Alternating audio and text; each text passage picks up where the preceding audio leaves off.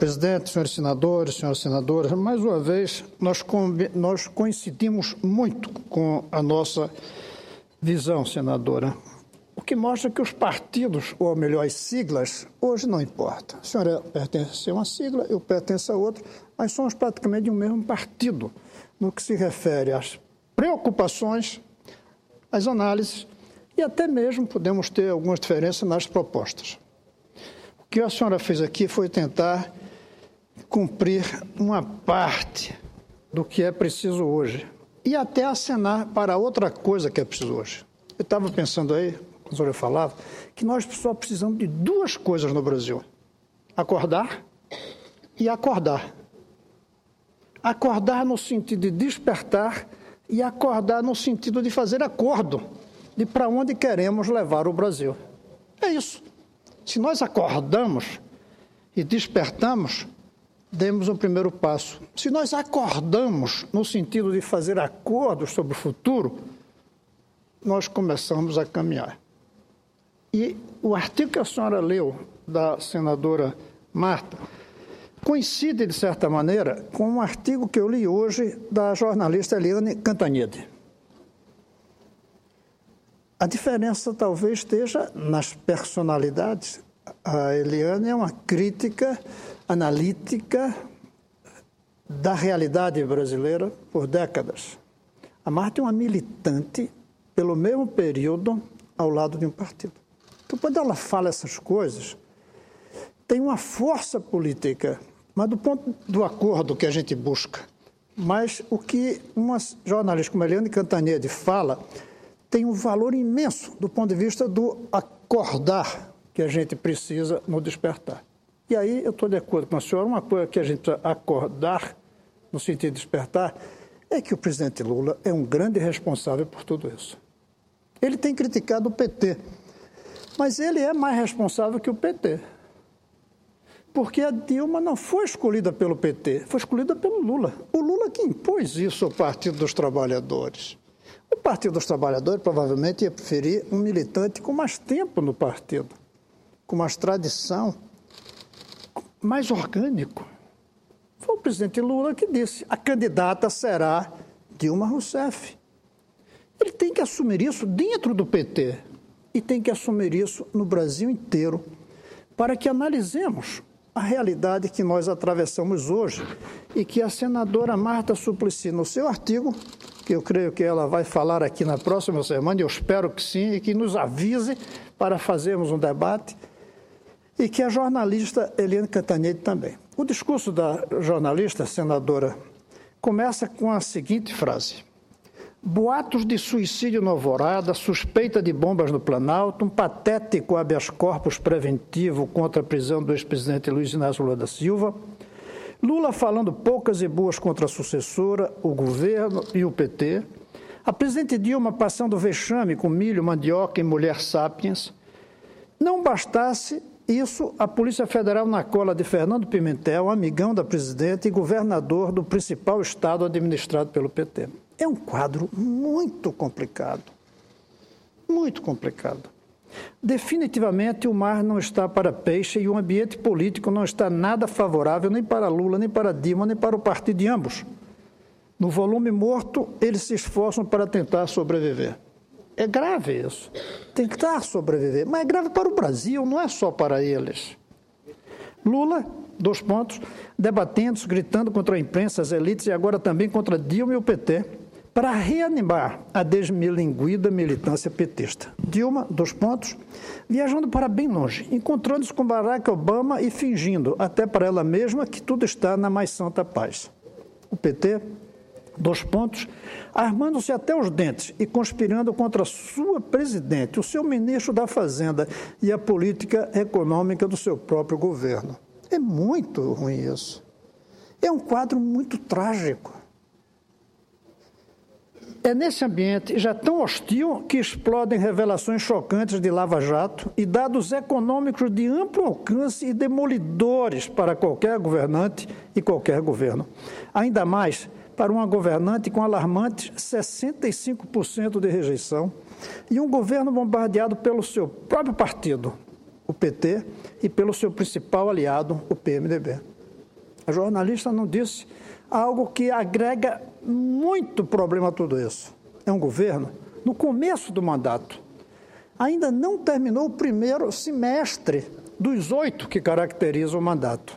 Tivesse no fim do governo, tudo era fácil. Nós entraríamos numa campanha presidencial, o debate seria sobre o que vai ser feito nos anos seguintes e começaríamos a nos preparar para a característica lua de mel que acontece nos primeiros meses de um novo governo democrático. Continua o artigo. O Banco Central acaba de rever para baixo a previsão de crescimento em 2015, trabalhando agora com uma recessão de 1,1%. Como acaba de rever a previsão de inflação do ano para cima, já admitindo desastrosos 9%. 9% é a véspera de 10%. 10% é o que se chama de 2 dígitos de inflação, que é uma tragédia. O pior, senadora Ana Amélia, é que nós temos uma trágica coincidência de 9% de inflação, 9% de desemprego, que a senhora citou, e 9% de popularidade da presidente. É uma tragédia. Um momento na história em que a gente tem 9% de inflação, com 9% de desemprego e com 9% de popularidade. Logo, Dilma, que jamais chegou nem perto da meta de 4,5% no primeiro mandato, ultrapassa em muito o próprio teto de 6,5% no segundo. É preciso lembrar, a meta há anos é 4,5%, que já pesa no bolso de um trabalhador, se não no primeiro ano de 4,5%, mas no segundo, porque a gente esquece que na matemática financeira, 4,5% mais 4,5% não é 9%, é mais de 10%. Quando você bota mais 4,5%, não é apenas 14%, vai para 16%, porque é cumulativo. Nas finanças, a soma de índices é multiplicada uma pela outra. Então, 4,5%, mas se tolerava 6%. Agora, a realidade vai ser acima dos 6,5%, quase 3 pontos. É óbvio que, em não se tratando de jabuticabas, continua o artigo da jornalista Eliane Cantanhede, esse desarranjo macroeconômico acabaria corroendo os postos de trabalho, e está corroendo. Pelo insuspeito IBGE, o desemprego já está em 6,7%, enquanto o rendimento médio caiu 5% em relação ao mesmo mês de 2014. Ou seja, a renda do brasileiro caindo 5% do trabalhador. É a maior queda em 11 anos. Aliás, Dilma bate recorde em cima de recorde negativo na inflação, no crescimento, no desemprego. Detalhe, 2 pontos. Esses são os indicadores mais políticos da economia, porque afetam diretamente o bem-estar da família e, portanto, o humor do eleitorado, estando ruins. Dilma não tem condições de ficar bem. E o que falar das contas públicas? Bem, o governo Dilma conseguiu, nos 5 primeiros meses do segundo mandato, produzir o pior superávit fiscal desde 1998, um ano de uma grande crise. Resultado de um desequilíbrio que foi particularmente descarado no ano eleitoral de 2014 e é mantido até hoje. Gastos altos, arrecadação baixa e em baixa. Aí vem uma palavra, senadora Ana Amélia, que a senhora usou aqui, que eu anotei, porque a gente deveria repetir mais vezes. Governo perdulário. Essa é a causa da crise. Governo perdulário, que gasta mais do que pode. Com um agravante. Perdulário, provavelmente, para ganhar as eleições. Isso agrega uma maldade muito certa, muito forte. Não foi um perdulário por não saber, porque a gente avisou, os economistas avisavam. Não foi um perdulário por uma irresponsabilidade inconsequente. Não, foi um perdulário para ganhar a eleição. E a gente está pagando. E hoje, quem vai pagar somos nós, porque somos brasileiros, porque esse é o nosso Brasil, e não dá para botar a conta só em cima das propinas da Petrobras, que não chegarão para pagar o rombo que nós estamos atravessando. É exatamente aí que entra e aqui é para nós, a fala o artigo, que entra a inestimável contribuição do Congresso para a bagunça geral. Primeiro, trocou o fator previdenciário por uma nova fórmula. Agora, estende o reajuste do salário mínimo a todos os aposentados. Os cofres da Previdência suportarão esse tranco? Não foi analisado isso.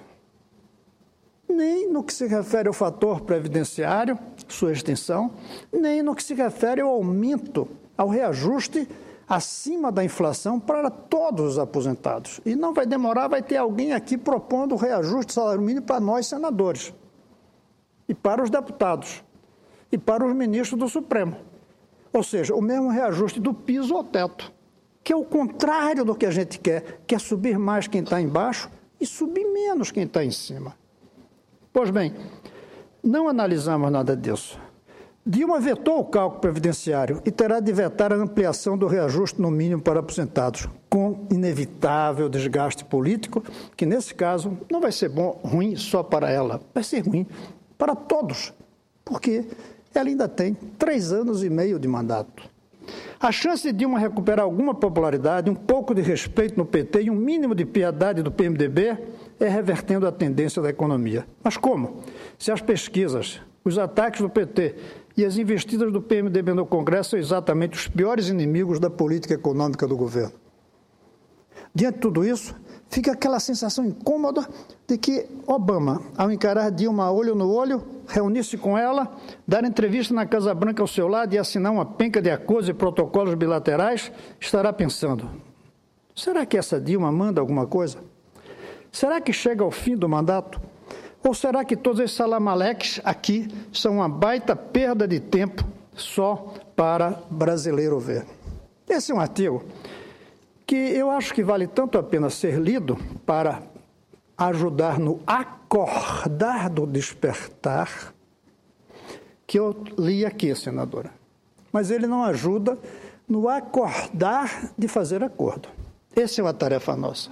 E para isso, senadora Ana Amélia, a gente tem que sair nesse Congresso do debate apenas em cima disto, que é a conjuntura que a gente atravessa. E debater aqui as causas estruturais, profundas, nas raízes da crise que nós atravessamos. Nós precisamos saber que há uma crise mais profunda do que este debate estéril entre PT e PSDB, um acusando o outro, mas os dois muito parecidos nas propostas para o presente do Brasil e sem propostas para um outro futuro para o Brasil. Lembre-se que nesse artigo que eu li, diz que o governo Dilma conseguiu nos últimos 5 meses, no segundo mandato, produzir o pior superávit fiscal desde 98. 98 era o presidente Fernando Henrique Cardoso. Claro que posso dizer que foi um superávit causado em parte pelo medo da eleição do presidente Lula, que era candidato. Mas a chance de Lula ganhar em 98 era muito pequena. Então não foi só isso. Foram erros também do governo Fernando Henrique, do PSDB. Esse debate PT-PSDB está exaurindo a imaginação da política no Brasil. Nós estamos aprisionados. De um lado da algema o PT, do outro lado da algema o PSDB, e nós caminhando assim. É isso que está acontecendo, senadora Ana Amélia. Temos que romper com essa algema, com outra proposta. Com uma proposta que traga para aqui o debate, que a senhora tem trazido, o problema de como aumentar a produtividade, a competitividade, quebrar a desigualdade, enfrentar a violência intrínseca que hoje está dentro do Brasil. Não é mais uma violência esporádica como era, é uma violência com a dimensão que havia na escravidão, aquela violência contra negros escravos, intrínseca. Hoje é uma violência de uns contra os outros, de todos ao mesmo tempo. Esse era o debate que a gente deveria fazer. E por trás desse debate, senadora, dizem que é mania, e é mesmo, ó, tem manias positivas, está a educação. Hoje, nascerão no Brasil 8.200 crianças, as estatísticas dizem. Dessas 8.200 crianças, qualquer análise pode mostrar que dessas 820 morrerão analfabetas, se nós não fizermos a revolução educacional que é preciso. Porque são 10% de analfabetos. Se essa taxa de 10% se mantiver, 820 serão analfabetos, dos 8.200 que nascem hoje. Apenas 410 dos 8.200 chegarão ao final com uma educação de qualidade capaz de lhes fazer serem criativos para um novo país e para o sucesso pessoal. Porque é 5%. 5%. Eu vi isso do Cláudio Haddad, que é uma figura importante. O senador Anastasia sabe. Ele fala em 5% que terminam o ensino médio com o mínimo de qualificação para enfrentar o mundo. Ou seja, 7.790 dos 8.200 que nascerão hoje vão chegar ao final da vida sem uma educação com a qualidade necessária para construir um novo país e para ter o sucesso pessoal que cada pessoa tem o direito de buscar. Esta causa intrínseca dos nossos problemas, não diria única, mas a principal, está fora do debate entre PT e PSDB. A senadora Ana Amélia esteve presente na votação do projeto da federalização, que pode não ser a melhor proposta, mas não está aparecendo outra melhor hoje para dar o salto. O PT não foi nem ao menos votar. E do PSDB eu contei com o voto do senador Anastasia, que está aqui. Mas o único voto contra foi de um senador do PSDB, que acha que isso não é o caminho. É até possível que não seja. Mas qual é o caminho? Quem é que está oferecendo? Continuar do mesmo jeito? Não vai dar o salto que a gente precisa. Não vai fazer a revolução que o Brasil necessita. Não vai permitir nem o acordar do despertar, nem o acordar de fazer o acordo para um novo país. Não vai dizer como virá a direção do rumo. O PT e o PSDB hoje discutem como fazer para o Brasil continuar no mesmo rumo, em vez de voltar. Nesse ponto eu estou até contente com eles. Eles querem saber como continuar no mesmo rumo, mas o mesmo rumo, mesmo continuando, não é bom. É preciso virar. Tomemos o PIB. Cair em 1,1% o PIB é uma tragédia. Mas retomar para 3%, 4% o mesmo PIB não é o bom, não é o certo. O PIB baseado na agricultura, baseado na indústria primária, no sentido de indústria dos anos 50, não é o caminho. O caminho não é apenas o PIB crescer, é o PIB mudar. A gente não precisa apenas de um PIB maior, precisa de um PIB mais bonito, mais brilhante, sintonizado com alta tecnologia, com esses produtos novos que geram a demanda ao surgir da invenção de alguém. E não aqueles produtos cuja demanda só vai enquanto enche a barriga e aí para a demanda. Porque alimentos, você não come mais do que precisa. Mas você tem um computador, você compra mais do que precisa. Aquilo que renova, você compra mais do que precisa. Um equipamento médico, na hora que ele sai, já cria demanda. Mas um saco de soja não cria demanda por ele, mas sim pelo estômago do comprador. Temos que mudar o PIB e não apenas aumentar o PIB. E o debate que a gente vê entre os grandes partidos hoje é como retomar o crescimento do mesmo velho, feio, antiquado produto interno bruto do Brasil. E não como crescer mudando a cara do PIB, o brilho do PIB, as características do nosso produto interno bruto. Crescer o PIB com a característica concentradora que ele carrega há 50 anos, não é o que o Brasil quer. O Brasil precisa de um produto interno bruto que tenha dentro dele as características distributivas, de distribuição. A indústria baseada no automóvel, por exemplo, não é distributiva, porque exige alta renda para comprar.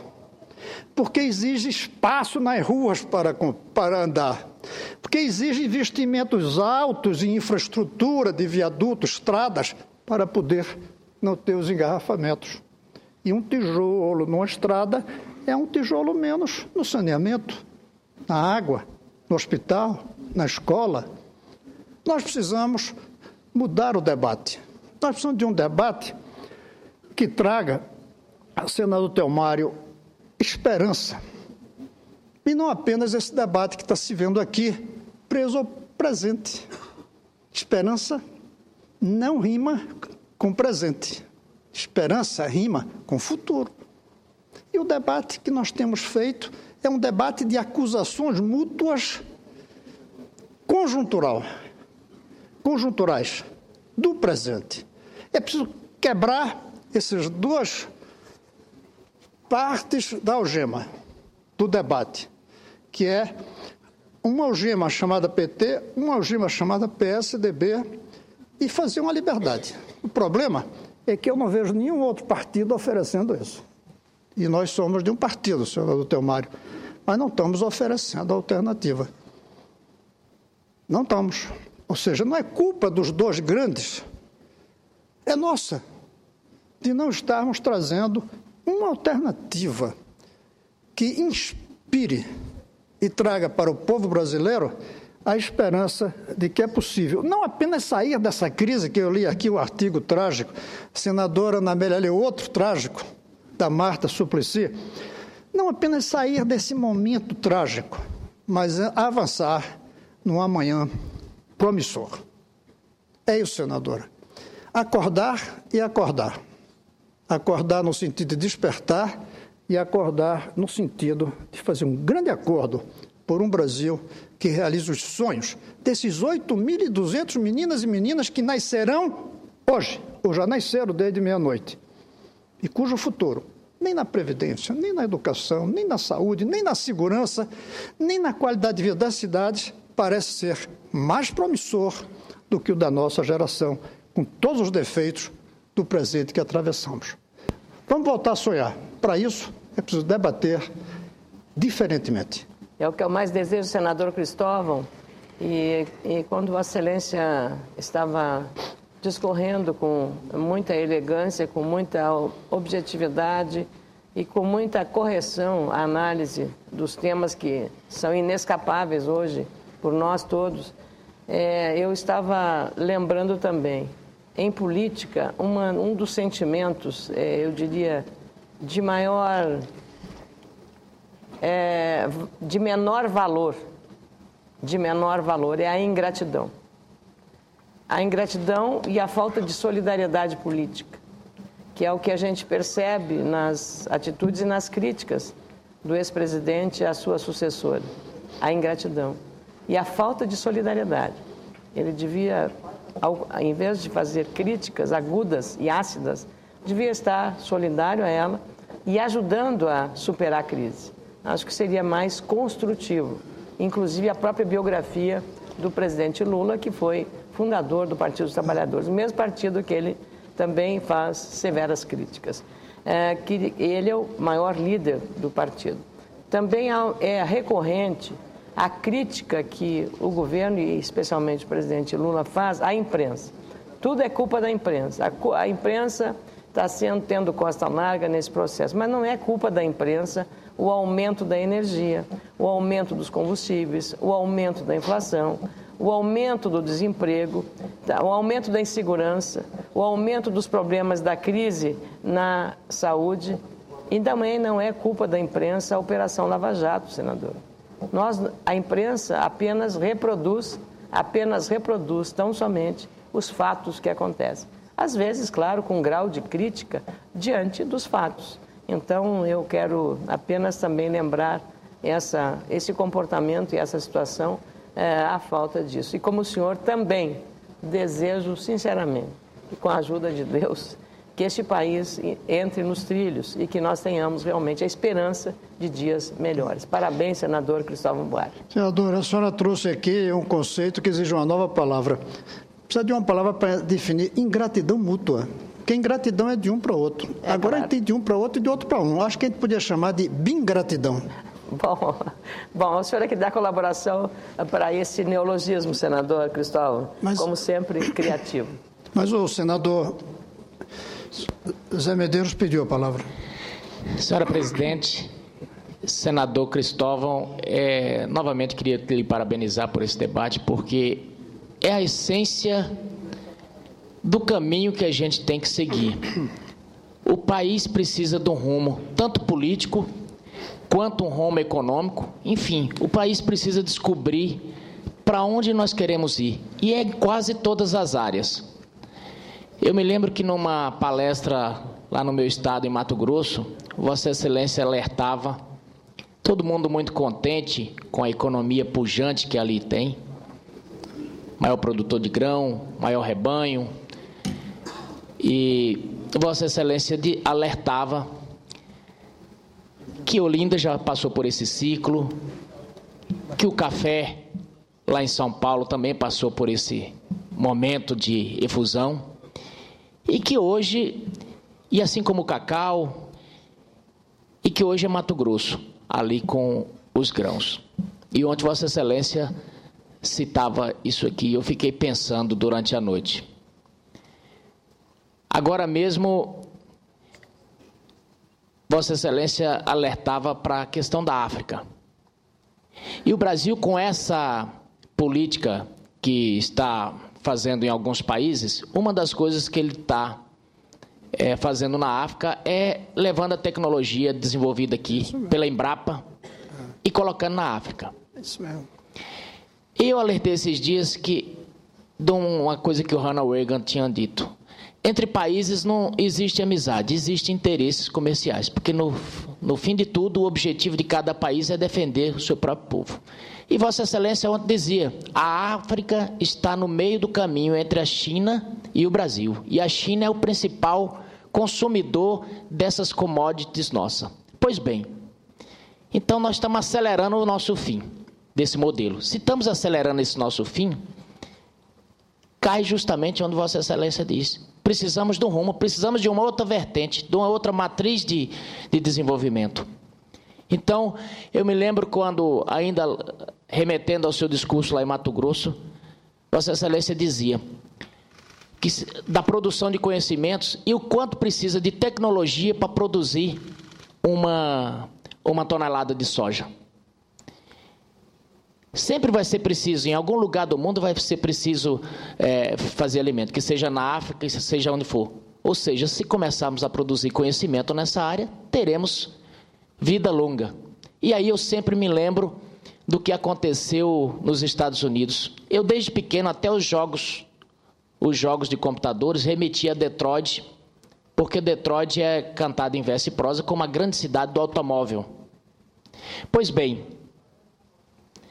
Detroit hoje é uma cidade fantasma praticamente, porque aquela indústria entrou em declínio e ela não criou outro caminho.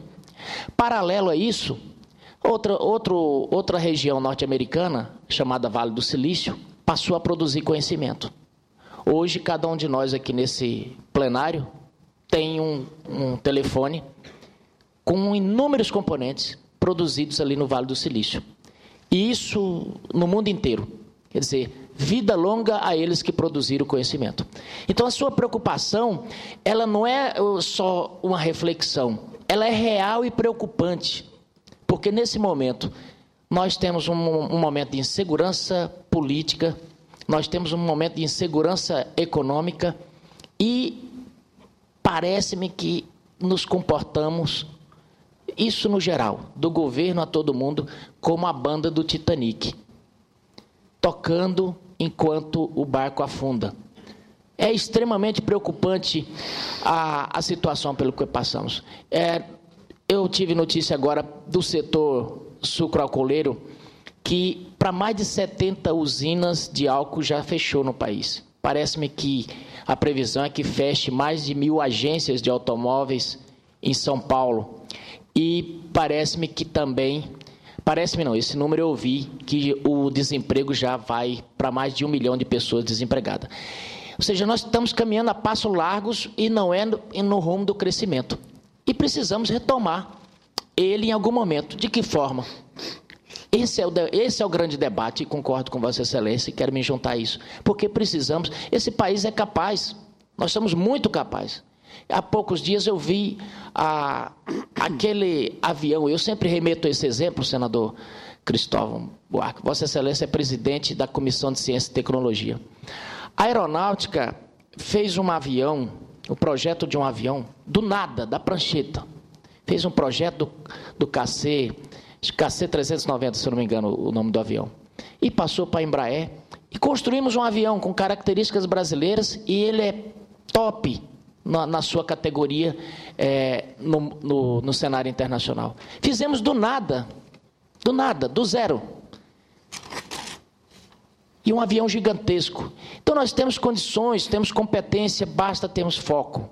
Agora mesmo estamos enrolados nessa discussão da reforma política. Olha, nós somos capazes de fazer e estamos com esse desafio. Espero que a gente se debruce sobre esses assuntos, mas avançando além da conversa miúda, do debate pequeno. E é por isso que eu fico muito satisfeito de ter o privilégio de fazer parte dessa casa junto com Vossa Excelência, porque Vossa Excelência, junto com vários outros senadores aqui, tem muita gente boa aqui, engrandece o debate. Agora precisamos realmente desse rumo, porque o país anseia como vigilante, anseia pela aurora, pelo nascer da aurora, por esse rumo. Muito obrigado. Muito obrigado, senador. Eu quero fazer, senadora, se me permite, três comentários curtos. Primeiro, é que os aviões saíram do zero e de uma escola de engenharia chamada Instituto Tecnológico da Aeronáutica. Aqueles aviões que voam por aí, no mundo inteiro da Embraer, são produto da educação. Não são produto da indústria, são produtos da educação e da genialidade empresarial de diversos brasileiros, e eu cito Osiris Silva como símbolo deles todos. Se ficasse também na escola de engenharia sem a capacidade empresarial, não aconteceria. Daí é preciso a gente reconhecer. Sem ser uma empresa estatal, a Embrapa não existiria no Brasil. Mas se tivesse continuado estatal, não teria dado o salto que deu depois da privatização. Isso leva a gente a rediscutir o conceito do que é estatal, do que é público, do que é o interesse do Brasil. Segundo, o senhor lembrou Olinda, Belém e São Paulo. São Paulo soube reciclar-se e virar um estado industrial. Se tivesse ficado no café, hoje seria um estado de segunda no cenário econômico brasileiro. Mas pegou a crise do café e se reciclou para virar uma indústria. E, finalmente, eu quero lembrar que eu vi um dia desse a afirmação de que o Jeff Bezos, que é o dono da Amazon, que é um gênio dos negócios e tudo, ele tem um grupo que se reúne com ele permanentemente com uma única finalidade, senadora Anastasia, é se perguntar quem é que está se preparando para ganhar para mim nos negócios. Eles têm um grupo só para imaginar quais são as técnicas que estão surgindo que poderão destruir o seu negócio. Eu acho que vale a pena sugerir ao nosso amigo, o governador do Mato Grosso, que ele crie um grupo desse tipo. Um grupo que se preocupe não apenas em como avançar, que é preciso, claro, mas também um grupo que se preocupe em saber o que é que vai atrapalhar a indústria da soja e a indústria do gado no Mato Grosso. Enquanto ninguém descobriu o que é que vai atrapalhar, ótimo. Mas se alguém descobrir, começar a trabalhar como sair disso e buscar um novo rumo, um novo caminho, um novo vetor do progresso. Esse é o debate que o Brasil precisa descobrir. Um novo vetor para o nosso progresso. Porque o vetor que nós estamos seguindo desde Juscelino e que nos permitiu dar esse salto todo, se esgotou. Se esgotou por causa da realidade mundial. Muito obrigado, senador Medeiros. Muito obrigado, senadora. Cumprimento.